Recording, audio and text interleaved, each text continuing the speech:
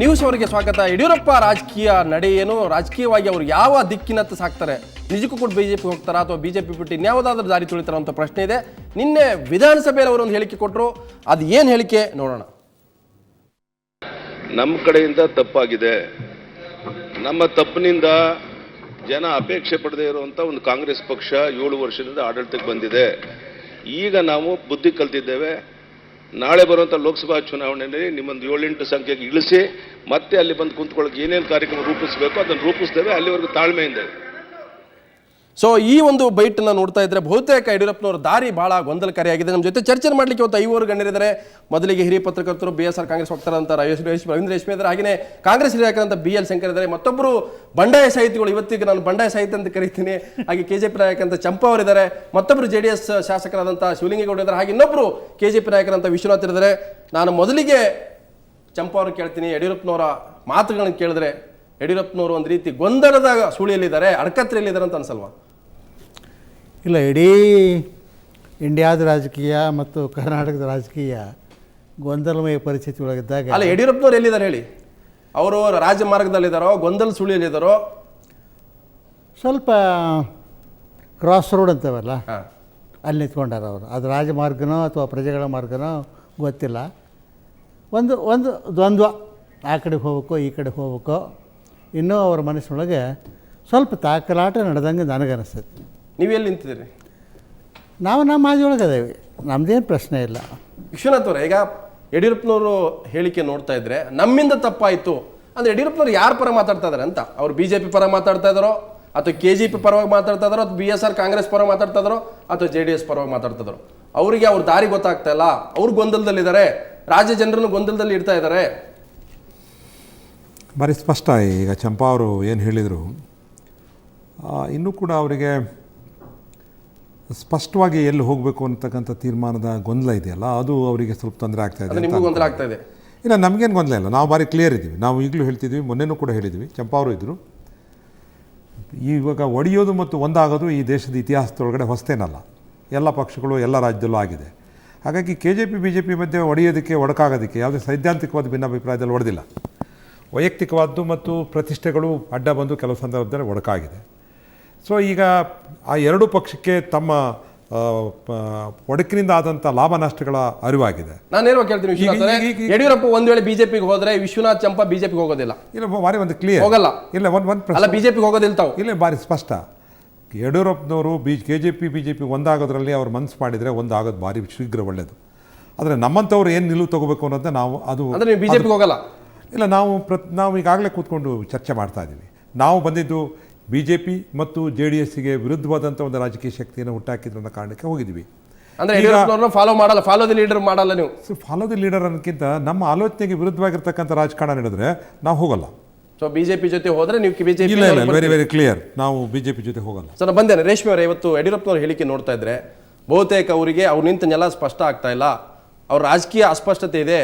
ನನಗೆ ಎಲ್ಲಿ ಹೋದ್ರೆ 4 ಕಾಳು ಸಿಗುತ್ತೆ, ಎಲ್ಲಿ ಹೋದ್ರೆ ನಂಗೆ ಅಧಿಕಾರ ಸಿಗುತ್ತೆ ಅನ್ನೋ ಗೊಂದಲದಲ್ಲೇ ನಿಮ್ಮನ್ನು ಸೇರಿದಂತೆ ಅವರು ಯಜಮಾನಿಕೆ ರೀತಿ ಮಾತಾಡ್ತಾ ಇದ್ದಾರೆ. ನಮ್ಮಿಂದ ತಪ್ಪಾಯಿತು ಅಂದ್ರೆ ಯಾರಿಂದ ತಪ್ಪಾಯಿತು? ಯಡಿಯೂರಪ್ಪನವ್ರು ನಿಮ್ಮನ್ನು ಕೂಡ ತೊಗೊಂಡಿದ್ದಾರೆ, BJPನೂ ತೊಗೊಂಡಿದ್ದಾರೆ, ಅವ್ರ ನೇತೃತ್ವದಲ್ಲಿ ಸಭಾತ್ಯಾಗ ಆಗುತ್ತೆ, ಹೈಜಾಕ್ ಮಾಡ್ತಾ ಇದ್ದಾರೆ ನಿಮ್ಮ ಪಕ್ಷಗಳನ್ನು. ನೋಡಿ, 2006 ಜನವರಿಯಿಂದ ಆರಂಭಿಸಿ ಈ ಕುಮಾರಸ್ವಾಮಿಯವ್ರ ಜೊತೆಗೆ ರಾಜಭವನಕ್ಕೆ ಹೋದ ಸಂದರ್ಭದಿಂದ ಹಿಡಿದು ಸತತವಾಗಿ 7-7.5 ವರ್ಷಗಳ ಕಾಲ, ನಿನ್ನೆ ಮೊನ್ನೆವರೆಗೂ ಕರ್ನಾಟಕದಲ್ಲಿ ಸಿದ್ದೇಶ್ವರ ಅವರು ಒಬ್ಬರೇ ಆಗಿದ್ದರು. ಪಕ್ಷದಲ್ಲೂ ಅವರದೇ ಪರಮಾಧಿಕಾರ, ಸರ್ಕಾರದಲ್ಲೂ ಅವರೇ ಪರಮಾಧಿಕಾರ. ಅದೆಲ್ಲ ಮುಗಿದ್ಮೇಲೆ ಈ ಸ್ಥಿತಿ ಯಾಕೆ ಬಂತು ಅನ್ನೋದ್ರ ಬಗ್ಗೆ ಸ್ವಲ್ಪ ಪಶ್ಚಾತ್ತಾಪ, ಪ್ರಾಯಶ್ಚಿತ್ತ, ವಿಷಾದವನ್ನು ಅವರಿಂದ ನಾವು ನಿರೀಕ್ಷಿಸ್ತಾ ಇದ್ದೀವಿ. ಈ ಥರದ ಆರ್ಬಿಟಲ್ಲ, ಮತ್ತು ಕಾಂಗ್ರೆಸ್ಸನ್ನು 7 ಸೀಟ್ ಗಳಿಸ್ತೀವಿ, 8 ಸೀಟ್, ಆ ಥರ ಆಟಾಟೋಪ ಮಾಡೋದ್ರಿಂದ ಏನೂ ಬದಲಾಗಲ್ಲ. ಆಮೇಲೆ ಇವತ್ತು ಈ ಪಕ್ಷಗಳು ಮತ್ತೆ ಒಂದಾದ್ರೇನು ಬಿಟ್ಟರೇನು, 5 ವರ್ಷಗಳ ಕಾಲ ರಾಜ್ಯದಲ್ಲಿ ಇವ್ರ ಹಣೆ ಬರ ಬದಲಾಗಲ್ಲ. ಕಾಂಗ್ರೆಸ್ಸೇ ನಿಚ್ಚಳ ಬಹುಮತ ಪಡ್ಕೊಂಡು ಬಂದಿರೋ ಕಾಂಗ್ರೆಸ್ ಪಕ್ಷದ ಅಧಿಕಾರದಲ್ಲಿ ಇದ್ದೇ ಇರುತ್ತೆ. ಸಿದ್ದರಾಮಯ್ಯನವ್ರು ಇರ್ತಾರೋ ಇಲ್ವೋ, ಕಾಂಗ್ರೆಸ್ ಪಕ್ಷ ಅಂತೂ ಅಧಿಕಾರದಲ್ಲಿ ಇರುತ್ತೆ. ಪೀಪಲ್ಸ್ ಮ್ಯಾಂಡೇಟ್ ಇರೋದು, ನೀವು ಒಳ್ಳೆ ವಿರೋಧ ಪಕ್ಷವಾಗಿ ಏನೋ ಮ್ಯಾಂಡೇಟ್ ಕೊಟ್ಟಿದ್ದಾರೆ. ಕಾಂಗ್ರೆಸ್ ಹೇಗೆ ನೀವು ಆಳೋ ಪಕ್ಷವಾಗಿ ಏನೋ ಮ್ಯಾಂಡೇಟ್ ಕೊಟ್ಟಿದ್ದಾರೋ, ನಮಗೆಲ್ಲ ನೀವು ವಿರೋಧ ಪಕ್ಷ, ಜವಾಬ್ದಾರಿಯುತ ವಿರೋಧ ಪಕ್ಷವಾಗಿರಿ ಅಂತ ಮ್ಯಾಂಡೇಟ್ ಕೊಟ್ಟಿದ್ದಾರೆ. ನನಗೊಂದು ಅರ್ಥ ಆಗ್ತಾಯಿಲ್ಲ. ನಾನು BL ಶಂಕರ್ ಸಂಸದೀಯ ಪಟುಗಳಾಗಿದ್ದು ಸ್ಪೀಕರಾಗಿ ಕೆಲಸ ಮಾಡಿದಂಥವ್ರು, ಜಗದೀಶ್ ಶೆಟ್ಟರ್ ಮಾತಾಡ್ತಾ ಇದ್ದಾರೆ, ರಮೇಶ್ ಕುಮಾರ್ ಕೆಣಕ್ತಾರೆ, ಮಧ್ಯೆ ಇವ್ರಿಗೆ ಸಂಬಂಧನೇ ಇಲ್ಲ. ಯಡಿಯೂರಪ್ಪನ ಎದ್ದು ನಿಂತುಬಿಟ್ಟು ನಮ್ಮಿಂದ ತಪ್ಪಾಗಿದೆ, ನಿಮ್ಮನ್ನು 8 ಸ್ಥಾನಕ್ಕೆ ತರ್ತೀವಿ, ನಮ್ಮ ಒಡಕಿನಿಂದ ಆಗಿದೆ ಅಂತಂದು ಇದೇನು ಒಂದು ಅರ್ಥ ಆಗ್ತಲ್ಲ. ಅಂದರೆ ಯಡಿಯೂರಪ್ಪನವ್ರು ಏನಾದರೂ ಹೈಜಾಕ್ ಮಾಡ್ತಾ ಇದ್ದಾರೆ ಅಂತ, ಸದನದ ಮೂಲಕ ಒಂದು ಮೆಸೇಜ್ ಕಳಿಸೋದು, ಹೊರಗಡೆ ಬಂದು ನಾನು 10 ಸೀಟುಗಳನ್ನು ಕ್ಯಾಂಡಿಡೇಟ್ ಅನೌನ್ಸ್ ಮಾಡ್ತೀನಿ ಅನ್ನೋಂಥದ್ದು, ಮೋದಿ ಪ್ರಧಾನಿ ಆಗಲಿ ಅನ್ನೋಂಥದ್ದು, BJP ಜೊತೆ ಹೋಗಲ್ಲ ಅನ್ನೋಂಥದ್ದು. ಅಂದರೆ ಯಡಿಯೂರಪ್ಪನವ್ರು ಗೊಂದಲದಲ್ಲಿದ್ದಾರೆ. ಯಡಿಯೂರಪ್ಪನವ್ರು ರಾಜಕೀಯ ಸ್ಪಷ್ಟತೆ ಇಲ್ಲ, ರಾಜ್ಯ ಜನರನ್ನ ನಮ್ಮನ್ನು ಕೂಡ ದಾರಿ ತಪ್ಪಿಸ್ತಾ ಇದ್ದಾರೆ ಅಥವಾ ನಿಮ್ಮನ್ನು ದಾರಿ ತಪ್ಪಿಸ್ತಾ ಇದ್ದಾರೆ. ನೋಡಿ, ಕಳೆದ ವಿಧಾನಸಭಾ ಚುನಾವಣೆಗಿಂತ ಮುಂಚೆ ಅವತ್ತಿನ ಆಡಳಿತ ಪಕ್ಷ BJPಲಾಗಿರ್ತಕ್ಕಂಥ ಬೆಳವಣಿಗೆಗಳು ವ್ಯಕ್ತಿಗತವಾಗಿರ್ತಕ್ಕಂಥ ಬೆಳವಣಿಗೆಗಳು, ಅದಕ್ಕೆ ಯಾವುದೇ ರೀತಿಯ ಸೈದ್ಧಾಂತಿಕವಾಗಿರ್ತಕ್ಕಂಥ ಕಾರಣ ಇರಲಿಲ್ಲ, ವ್ಯಕ್ತಿ ಪ್ರತಿಷ್ಠೆ ಕಾರಣಕ್ಕೋಸ್ಕರ ಆಗಿರೋದು.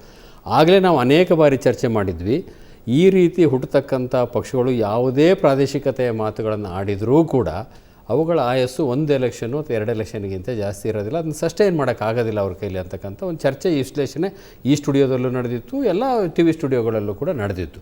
ಅದು ಈಗ ಸತ್ಯ ಅಂತ ಆಗ್ತಾಯಿದೆ. ಯಾಕೆಂದರೆ ಒಂದು ಪಕ್ಷವನ್ನು ಕಟ್ಟಬೇಕಾದ್ರೆ ಅದಕ್ಕೆ ಒಂದು ಹೋರಾಟ ಇರಬೇಕು ಅಥವಾ ಒಂದು ಸೈದ್ಧಾಂತಿಕ ಕಾರಣ ಇರಬೇಕು.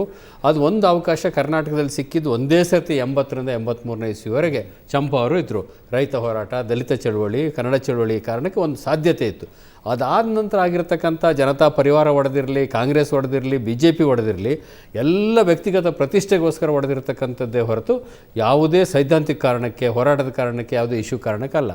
ಹಾಗೆ ಈಗೇನು ಅನಿಸಿದೆ ಅವರಿಗೆ, ಒಂಥರ ಎಕ್ಸಾಸ್ಟ್ ಆದಂಗೆ ಕಾಣ್ತಾರೆ. ಒಂದೇ ಚುನಾವಣೆಗೆ ಎಕ್ಸಾಸ್ಟ್ ಆಗಿಬಿಟ್ಟಿದ್ದಾರೆ, ಏನು ಮಾಡೋಕ್ಕಾಗೋದಿಲ್ಲ, ಲೋಕಸಭಾ ಚುನಾವಣೆಯಲ್ಲಿ ನಮ್ಮ ಪಾತ್ರ ಏನಿರೋದಿಲ್ಲ, ಕಳೆದೋಗ್ಬಿಡ್ತೀವಿ ಅಂತಕ್ಕಂಥದ್ದು. ಯಡಿಯೂರಪ್ಪನಂಥ 40 ವರ್ಷಗಳ ಕಾಲ ಹೋರಾಟ ಮಾಡಿ ತನ್ನ ಶಕ್ತಿಯ ಬಲದಿಂದಲೇ ಅಧಿಕಾರಕ್ಕೆ ಏರಿದಂಥವ್ರು ಒಬ್ಬರು ಈ ರೀತಿ ಒಂದೇ ಚುನಾವಣೆ ಶೋಲಿಗೆ ಹತಾಶರಾಗ್ತಕ್ಕಂಥದ್ದು ನಾನು ನಿರೀಕ್ಷೆ ಹತಾಶೆ ಹೇಳಿಕೆ ಇದು. ಹತಾಶೆ. ನಾ ಬಂದೆ ಶಿವಲಿಂಗೇಗೌಡ್ರೆ, ಯಡಿಯೂರಪ್ಪನವರು ಕೇವಲ BJP, KJP, BSR ಪರವಾಗಿ ಮಾತಾಡಿಲ್ಲ, ಅವರು JDS ಪರವಾಗಿ ಕೂಡ ಮಾತಾಡಿದ್ದಾರೆ. JDS ನಾಯಕರಾದಂಥ ದೇವೇಗೌಡ ಜೊತೆ ಕೂಡ ಚರ್ಚೆ ಆಗಿದೆ ಅನ್ನುವಂಥದ್ದು. ಬಹುತೇಕ JDS ಯಡಿಯೂರಪ್ಪ ಕೈ ಜೋಡಿಸಲು ಅಚ್ಚರಿಲ್ಲ, ಅವರು ಬಹಳ ಒಂದು ರಾಜಕೀಯ ಚಾಣಾಕ್ಷ ಹೇಳಿಕೆ ಕೊಟ್ಟಿದ್ದಾರೆ. ಯಡಿಯೂರಪ್ಪ ದೇವೇಗೌಡರು ಮಾತಾಡಿರೋವಂಥದ್ದು ನಮ್ಮ ಗಮನಕ್ಕೆ ಬಂದಿಲ್ಲ. ಅಲ್ಲ, ನಿಮ್ಮ ಗಮನಕ್ಕೆ ತಂದು ಮಾತಾಡೋಕ್ಕಾಗಲ್ಲ. ಆಗಲ್ಲ, ಅದು ಬಂದಿಲ್ಲದೆ ಇರೋವಂಥದ್ದನ್ನು ನಾವು ಯಾಕೆ ಚರ್ಚೆ ಮಾಡಬೇಕು? ಒಂದು, ಅಲ್ಲಿ ಯಡಿಯೂರಪ್ಪನವರು, ನಾನು ಸದನದಲ್ಲಿದ್ದೆ, ಯಡಿಯೂರಪ್ಪನವರು ನಾವೆಲ್ಲ ವಿರೋಧ ಪಕ್ಷದವರು ಅಂತ ಒಟ್ಟಾರೆ ಹೇಳಿದರು. ನಾನು ಈ ಸಂದರ್ಭದಲ್ಲಿ ನಾನು ಪಾರ್ಟಿ ಮ್ಯಾನಾಗಿ ಹೇಳ್ತಾ ಇದ್ದೀನಿ, ಮನುಷ್ಯನಾಗಿ, ಯಾವುದೇ ಕಾರಣದಿಂದ BJP ಜೊತೆ ಕೈ ಜೋಡಿಸ್ತಕ್ಕಂಥ ಪ್ರಸಂಗ ನಮಗೆ ಬರೋದಿಲ್ಲ. ಯಾವುದೇ ಕಾರಣದ ಯಡಿಯೂರಪ್ಪನವರು KJP ಬಿಟ್ಟು BJPಗೆ ಹೋಗ್ತಾರೆ ಅನ್ನೋದು ದೊಡ್ಡ ಸುದ್ದಿ. ಅವ್ರು ಹೋಗಲಿ. ನಿಮ್ಗೇನು ಅನಿಸುತ್ತೆ? ಅಲ್ಲ, ನಮ್ಗೇನು ಅನಿಸುತ್ತೆ ಅಂದರೆ ಈ ರಾಜಕೀಯದಲ್ಲಿ ಸ್ಥಿರತೆನೇ ಇಲ್ಲ. ನಿಮ್ಮ ಜೊತೆ ಬರಲ್ಲ ಅಂತ ಏನು ಗ್ಯಾರಂಟಿ ಇದೆಯಾ? ನಿಮ್ಮ ಜೊತೆ ಅಧಿಕಾರ ಮಾಡಿದ್ರೆ ನಿಮ್ಮ ಜೊತೆ ಬರಲ್ಲ ಅಂತ ಏನು ಗ್ಯಾರಂಟಿ? ನಮಗೆ ಅದು ಸುಳುವೇ ಇಲ್ದಲೇ ಇರೋದನ್ನ ನಾನು ಯಾಕೆ ಹೇಳೋಣ? ಅದು ಕುಮಾರಸ್ವಾಮಿ ಯಡಿಯೂರಪ್ಪ ರಾಜಕೀಯ ಮಾಡಿದ್ದು ಅದು ಇತಿಹಾಸ ಅಲ್ವಾ? ಅಲ್ಲ, ಇತಿಹಾಸ ಅದೊಂದು ಕಡೆ ನಡೆದು ಹೋಗಿದೆ. ಇತಿಹಾಸ ಇಲ್ಲ ಅಂತ ಹೇಳಿಲ್ಲ, ಮುಂದೆ ನಡೆಯುತ್ತೋ ಬಿಡುತ್ತೋ ಊಹೆ ಮಾಡ್ಬೇಕಷ್ಟೇ, ಊಹಾ ಪ್ರಪಂಚ. ಆಯ್ತು, ಒಂದ್ ವೇಳೆ ಯಡಿಯೂರಪ್ಪ ದೇವೇಗೌಡರು ಒಂದಾದ್ರೆ ಏನ್ ಮಾಡ್ತೀರಿ? ಯಡಿಯೂರಪ್ಪ ದೇವೇಗೌಡರು BJP ಒಳಗೆ ಹೋಗಿ ಒಂದಾದ್ರೆ ನಾವು ಹೋಗಲ್ಲ. ಸರಿ, ಸ್ಪಷ್ಟ ಇದೆ. ವಿಶ್ವನಾಥ್ ಮತ್ತು ಶಿವಲಿಂಗೇಗೌಡರು, ಚಂಪಾ ಸ್ಪಷ್ಟ ಇದೆ. ಆದ್ರೆ ಯಡಿಯೂರಪ್ಪ ಇವತ್ತು ಹೇಳಿದ್ರು, ಇಲ್ಲ ಅದು ತಪ್ಪಾಗಿ ಭಾವಿಸಿದ್ರಿ, ಅದೊಂದು ರೀತಿ, ಆ ಹೇಳಿಕೆ ಬೇರೆ ರೀತಿ, ದೇಶದ ಹಿತದೃಷ್ಟಿಯಿಂದ ನಾನು ನೀಡಿದಂತ ಹೇಳಿಕೆ ಅನ್ನೋ ಮಾತು ಹೇಳಿದ್ರು. ಬಹುತೇಕ ಬ್ರೇಕ್ ನಂತರ ಆ ಬೈಟನ್ನು ಕೂಡ ನೋಡ್ಬೋದು, ಅದ್ರ ಬಗ್ಗೆ ಕೂಡ ಚರ್ಚೆ ಮಾಡ್ತೀನಿ. ಅದಕ್ಕಿಂತ ಮೊದಲು ಬ್ರೇಕ್.